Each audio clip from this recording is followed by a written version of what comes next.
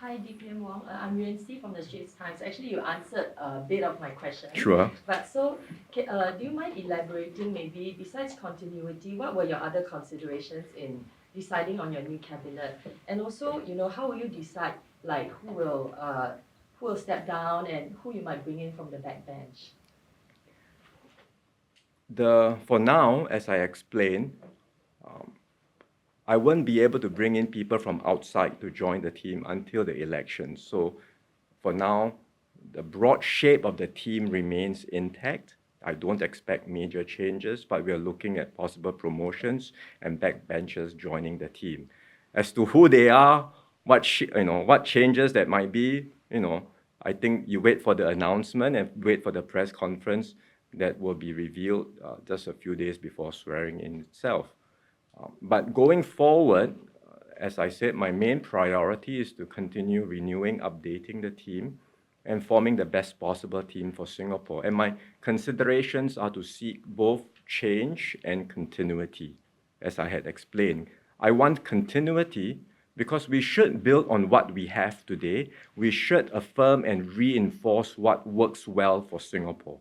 But I also want change because we should re-examine and refresh our current approaches and be prepared to break new ground in order to adapt more effectively to a rapidly changing environment.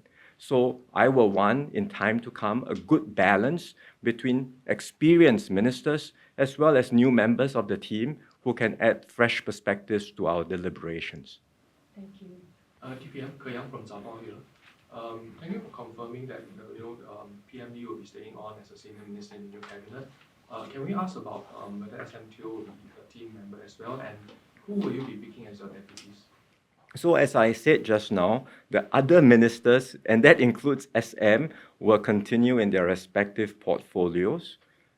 There may be marginal adjustments here and there, but I do not expect at this stage major change.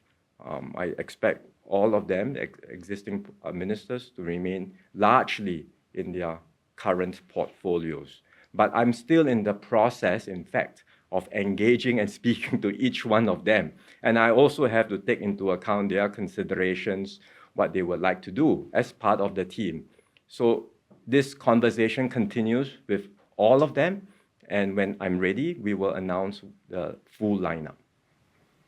DPM Charlene from CNE here. So you'll be delivering the National Day rally for the first time this year. What are the topics you're likely to cover, and will it be a GE-focused NDR?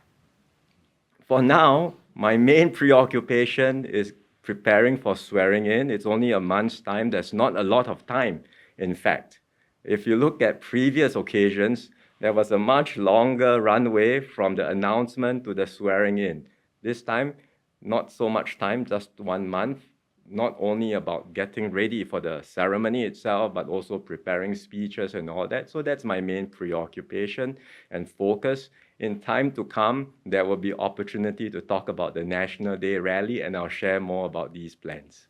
Can I also ask then, how will the PAP anniversary in November this year impact when you might call the GE? And will it be a time to rally the party or a chance to stock take the support for the PAP? Well, there are two different things altogether. We have the party conference once every 2 years. It's an opportunity for the cadres to meet and for them to elect and vote the leadership into the CEC, and this will happen later this year. General elections are a different matter. Preparations for the GE is always a work in progress. The work to prepare for the next GE starts the day after the last election. We have to consistently tend the ground, attend to the needs of residents, and strive to win over their hearts and minds. And I tell our branch chairs, our activists this all the time. We have to do this work consistently and do this work well. And if we do that, if all our branches do that, then we really don't have to anticipate or second guess when the elections are called, because whenever the button is pressed, we will be ready for the campaign. Minister, could you just elaborate on what your immediate priorities are as you take over as PM?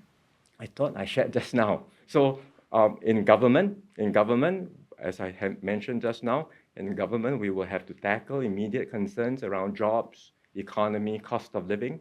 we will have to provide, and we are continuing to provide greater assurance to families, to seniors, to vulnerable groups. And we'll have to start work not just dealing with immediate concerns, but taking concrete steps towards our shared aspirations, something that we had set out to do through the Forward Singapore exercise. We have a roadmap, and we hope we can take concrete steps towards this, because this is not something that can be done overnight, and we have to sort of take steps towards building towards our longer term goals. Of course, along the way, we will continue to take inputs from Singaporeans, get ideas, get them to share their hopes, dreams, and concerns, and we will continue to update our plans.